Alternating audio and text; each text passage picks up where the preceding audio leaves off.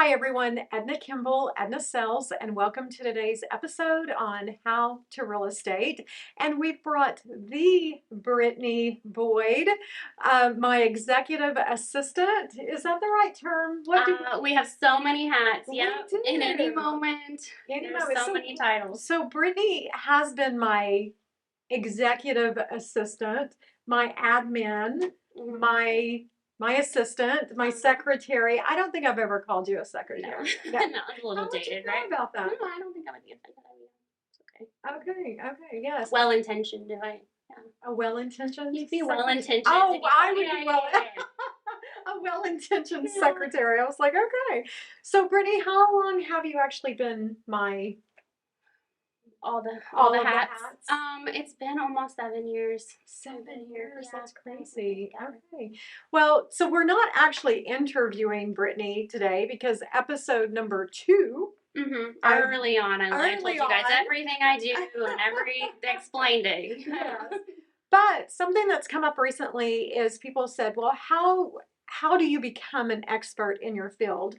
And so Brittany and I thought we would just kind of have a little chat conversation because it's not necessarily in my field, but I think just in general, how does one become an expert? Like, what are your thoughts on that? I know that we just recently went to Chicago together, and that's a trip that we take at least once a year, sometimes more than, not always Chicago, but right. Chicago. We try to do one trip, just the two of us, to just, I don't really think you just become an expert by staying relevant and always learning. Like you have to seek out knowledge. No one's going to bring it to you. Right. And so what are some of the ways, because I feel like I am a self-proclaimed professional in mine, and I feel like you feel that you're an expert in your field. Yeah. So what are some of the things that you do to stay relevant or to stay on top of? I read. I don't know. I like to read about negotiating and all of that stuff, even though that's not technically my job. I do feel. I don't know. Part of my job is no.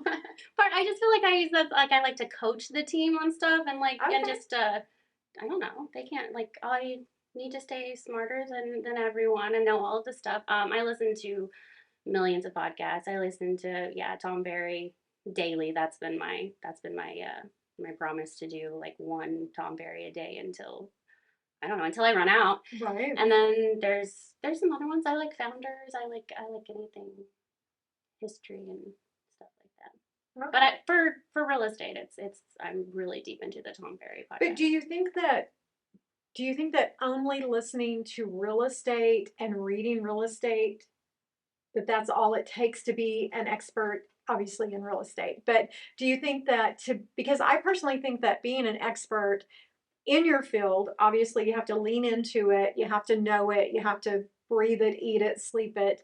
But I also think that you kind of have to have control of yourself also. And I know that you do a lot of self improvement, if you will, as far as podcasts and reading. Do you think that plays into it? Because I think you could know everything there is to know about real estate and maybe still not be good at it if you weren't in control of yourself. Does that make sense? Yeah. You have to have the discipline and the discipline to do it. Yeah. Yes, I am just on a very regimented scale. Like I know when I'm gonna listen to that and learn. And I'm very eclectic. Yeah, like I will listen to some wild podcasts all over the place and everything. But like no matter, as long as you're taking in something, like you said, like it doesn't have to be real estate related, like learn something. And I always believe that you can apply something from any situation to the real estate world.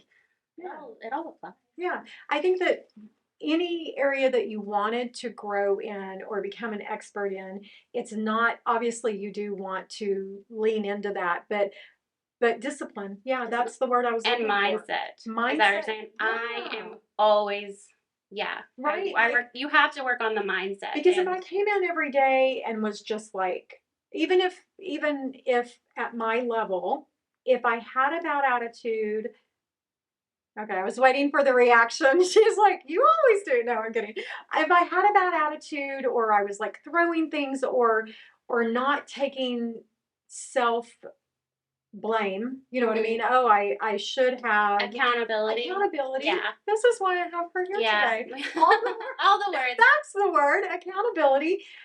Because I do think that I've met people who know their craft, right? Mm-hmm.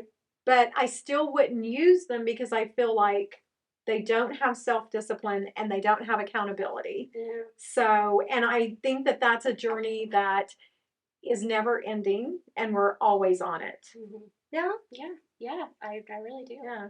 And so, how do you make sure, like mine is like a strong morning routine. How do you make sure that you get all of the self knowledge or self education, all of that in there? Yeah, I'm strong morning routine starts the night before. We go to bed early. You know what I mean? If you wake up early enough, it's fine. You're gonna go to sleep at 8:30 or 9, guys. I'm in bed. But that is number one. You're gonna be grumpy if you don't get enough sleep. Then yeah, we wake up 4:30 ish. Try to meditate and take care of yourself. Like I tell you, like that's really the only time that I get alone and with myself because I just come here and run and then run with the kids and like so you focus and you set your intentions for the day. I'm gonna be how I'm gonna be, and then it doesn't really matter what everyone else is doing. Like if you set yourself and just let it bounce off. So I'm up early, getting my mind right first, and then so to have a good morning routine, mm-hmm.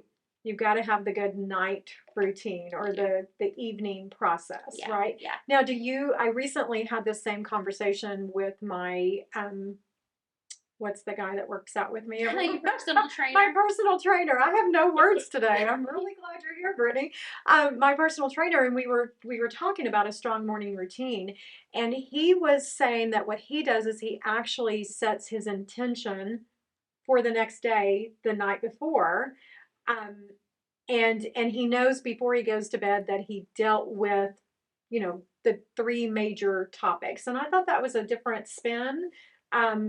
Then it's not what I'm doing, but I kind of liked that. Do you do anything like that? I kind of like my moment of like plan like is when, the alarm clock first goes off. I'm laying there. I'm like, okay, it's Wednesday. And then you like ground and like, okay, here's what I'm going to do. And then, yeah, you do. I'm like, okay, wake up, do your Wednesday things. Like, and then after I'm meditating, it's usually more of like, I don't know, later on while I'm listening to podcasts and you plan your day while you're getting ready and you know what you need to focus on. By the time I'm here at 7:45, I've got the basic foundations like what needs to be wrapped up first, what rolled over from yesterday, like what are the major concerns. Yeah, you gotta walk in the door knowing what your mission is. Absolutely. Yeah. And has that always been your mindset and your game plan, or is that something that you've added on, or?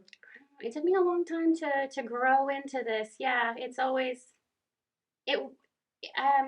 Probably. I mean, like when I started here, I wasn't waking up at 5, and I wasn't. It did take a lot of like learning and discipline to be. I don't know. It's just like a different atmosphere. Like I came from like fast food and like retail where you're not you can't set a schedule the same. It's just different. You can't go to bed at 8. Yeah, you can't, like if you wake. Yeah, so once I was able to get into a more stable,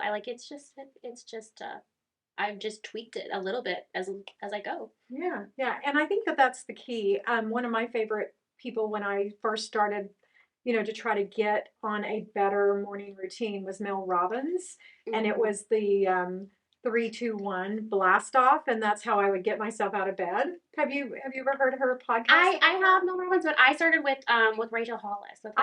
She was the 5 a.m. I was big into the Rachel Hollis in the beginning, and she really did. Like I read all the books, went to a conference, and all the things. I love her last 90-day challenge, and I love her her little 30-day challenges. Like she was a big deal. Big into her Yeah. for a while. I remember you would go 30 days. You would give something up for 30 days. Yeah, like because you can do anything for 30 days. Like so that's like I would give up like sugar, or I would give up sugar for 30 days, or bread for 30 days, or do you remember the time you gave up cheese for 30 days and we were sitting at the Mexican restaurant and she was like, no cheese on my tequila Cheeto, whatever. Cheeto. But then she dips right into the queso because queso. You forget is Mexican cheese is different. You're not cheese. I think was the one I failed. Yeah, it was just it's on everything, guys. I'd be like sandwiches. I'd be like, yeah, and spit it out. Well, and I do think that like people are like, what's the point of giving up cheese? Just because I don't know, just to set a little challenge for yourself, right? Yeah, it's you make a promise to yourself. And one of my favorite podcasts was about this young lady who kept saying, I have no self-confidence. And so the podcast host, and I wish I could remember who it was, you might remember as I go through this, but the podcast host was telling her that if you have no self-confidence, it's because you don't trust yourself. And so when you were going through those 30 days, it was just almost like flexing a muscle or training a muscle. Like I work out so that I can lift weights for bone density and long-term health. But it's kind of the same thing of what you were doing with the 30 days. It's like you're building that muscle. It's building the trust with yourself. Yeah, you set a small challenge and you show yourself that it can be done, and then you can set a bigger challenge. Like it's just you teach yourself that you're going to do what you say. It is. So do you you can do anything. Do you have a problem with self-confidence? No. She does not.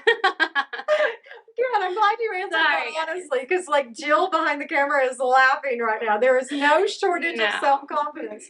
But isn't that what we all strive for? I mean, especially as a parent, you want your children to see that you are confident. It's going to make them feel more secure. Yes. It's going to make Edna feel way more, because Brittany just like, well, this is how we're going to do it. And I'm like, oh, I guess she knows what she's talking about. Yeah, somebody has to be in control. Later I find out she just made it all up, but that's okay. It works. Head held high and just make it. Yeah, it's fine. It's fine. Yeah, Jill has given us the pageant way. Yeah. This is how Brittany walks through life, so that's good. I have a high stress tolerance. Stress tolerance, yeah. But did you always have that, or was that again something that by building your self-confidence? Yeah, it's like I built it up to kind of harness it in a better way. I've always had the drive, and the like oomph or whatever, but like it's just to make it more negative. Like I'm like explosive, and then I'm just like like a temper or angry or anything, but now it's more calm. Okay. I got the question. Yeah. Well, I was the beginning. That you haven't always. Yeah, I haven't always been. That. Yeah. Like obviously, I've been stressed, but I have always proven to myself that I can make it through it. So like by this time, I don't know. I could do it. Like nothing scares me. It's just everything has ever come at me. I've dealt with and conquered. That's how you get confidence. That is how you get confidence. Just keep having trials. Yeah. Winning. Yeah, winning. Well, it just backs up what you're saying by giving yourself these little challenges. Then when something seriously comes along, that's not just a fun challenge, but you're like, okay, I've built that muscle up and I can do this. I can get through this. So everything is figure-outable. Everything is figure-outable. That's another podcast. I really should have made a list of the podcasts. So tell me again. So obviously Tom Ferry is a real estate podcast, but I think that there's so much in there that has to do with mindset that really anyone could listen to it. Don't you think? Yeah. I mean and I think that that's the biggest thing in any profession is you just have to know you're going to have to work hard. Like it's not everything is going to be just simple and, handed to you. But people look at what we've got going and they're like, oh, it must be nice to have an assistant. Brittany, did you walk in day one knowing how to do all of this? No. No, walked in with nothing, and we just kind of figured it out together until. I mean, and that's life. Like, it's just do something, and then you can tweak it as you go. As long as you're, in action, you'll be fine. Well, and so on Tuesdays we do have we have a mandatory meeting with the sales team because I'm the team leader for them. So they're their own entity, but I'm a team leader, and Brittany's kind of like mom and I'm dad, right? To the team. It kind of works that way. Don't make me tell dad. Yeah, I'm in there with them all the time, feeding them lunch, and I'll let them. Yeah. But on our Tuesday meeting, you brought up a really good point, and I think that's kind of where I was spoofing off of this, is that it's about moving forward and not becoming stagnant, or no decision to me is the worst decision, right? Make a decision and move forward. Even if you don't know what you're doing yet, moving forward, you will fail and learn something from it, or you will succeed and continue to move forward. But to choose to do nothing, and that's really kind of what I got from that on Tuesday. Yeah, that was the whole point, and that even the mistakes add a layer. But we never make mistakes, Brittany. Yeah, never. She didn't quite. It's been 84 years. Yeah. Yeah, it's been a minute. You just can't get knocked down by your mistakes. Like, you just have to keep going, because and I always say, when you make a mistake, because it happens. First off, the thing with real estate is we are constantly learning. In Brittany's position, she's constantly learning because we're constantly learning, right? And we're tweaking and making things better. And one of our kind of office rules, one, you have to take accountability. You have to say, I messed that up. You can't say, well, the camera, the battery died. Well, that's still on me because I should have thought to charge the battery, right? Or there can be no excuse that doesn't come back to the ownership. So we're big on ownership. Yeah, and you have to have that culture, like we all do, trust each other enough to say when we've made a mistake, or say when we need help. I mean, transparency, accountability, self-accountability, right? And then being willing to say, okay, don't wallow in your mistake. Don't just keep going back to that mistake, but say, okay, this is where I messed up, and this is what I will do in the future. Rather, because I feel like I spent years constantly going back and rehashing what I did wrong, and it was almost like a shame thing. Do you know what I mean? I think guilt is not the word, but it literally was shameful to me. And I had to realize, well, that was such a waste of time. Whereas now I will take the problem out, I'll look at it, I'll figure out what I did wrong. And then I'll literally say this to myself, and that next time I'm going to, and we'll do that. And then we make a tweak in our edits or whatever. Yeah. So Tom Ferry, great podcast. You guys should check that out. Even though it is real estate centric, it really is about mindset. What other podcasts would you suggest that they for mindset? Yeah. And not necessarily just mindset, because I personally think you've got relationships, your personal mindset, health. Health is a huge one. Money, absolutely. And then I would say relationships, probably the other. So I would recommend top 5 podcasts, Bigger Pockets. Okay. Does that surprise you? No. I'm a fool for Bigger Pockets. I do think that it covers mindset. It definitely covers your money, but they really lean into health, because at the end of the day, it doesn't matter how much money you've made if you don't have your health. Yeah. So, and your relationships. It's all full absolutely circle. Full circle. So Tom Ferry podcast, Bigger Pockets podcast. What other podcast? I started Founders, and it's he just kind of reads a book about an entrepreneur and summarizes it back to you. And then is that the same as Social Changes Founders?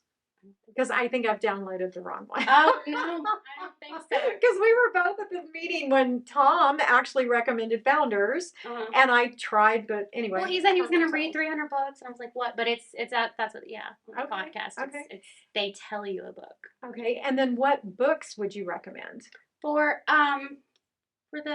I really liked this year. I read Never Split the Difference, and then there's Atomic Habits. And Simon Sinek, the Find Your Why. Here, that's 3. That's You're good. A huge Simon. I do like Your Why, and Rob Bell. Rob Bell is not. I guess it's mindset. It is. I have it's a just confession. Getting outside of your. I've never listened to one. I can't imagine that you would. You just talk about him all the time. I do. I listen to Rob Bell, and he's best friends with Liz Gilbert. Like, that's the vibe. Oh, okay. So he's like a goofy Liz Gilbert type. Okay, I've done quite a bit of Liz Gilbert. But he does, that is what I played in the last meeting, and he was like, you have to get past the goofy. He's got some really good insights. He thinks big. Okay. Which I like. I like that, yeah. So mine would be Atomic Habits. I honestly, guys, read Atomic Habits. I love it because it's granular. Like, it just breaks it down to these teeny tiny little baby steps. And I remember when I read Brittany knows this about me, when I read the title, Atomic Habits, I'm thinking of like the atom bomb. Blow it. Oh, like big. Because that's, Brittany knows me. I'm like, let's just blow it all up and start all over, right? About once a year, I get in that mindset. Yeah, and she has to talk me off the ledge. And I remember thinking, oh my God, it's going to tell me how to blow everything up and start all over. And it wasn't that at all. It was literally 0.1%. Like, what's the little thing that annoys you today? Fix it. A grain of salt. Yeah. And if you did a grain of salt every day at the end of the year, you would have a little pile. And you're 9 bazillion times better. Yeah, absolutely. So Atomic Habits for sure. The other one would be Napoleon Hill's Think and Grow Rich. And that is such an old book. And it's as thick as the Bible and as hard to read in some aspects as the Bible, but it is very spiritually based, and I really like that.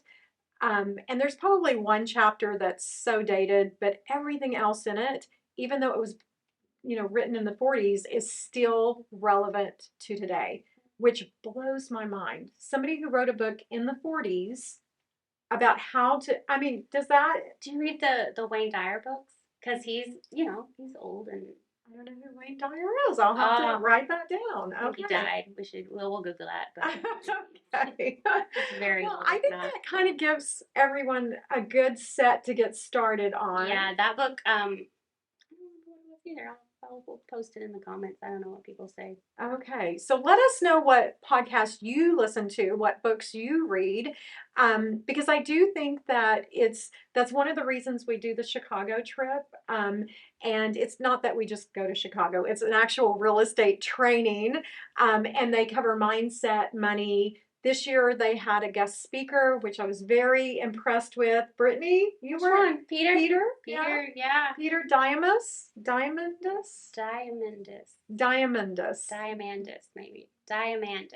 Yes, very, very impressive. Jill, weigh in on that. Diamandis? Sounds like a dinosaur. No, he's fabulous.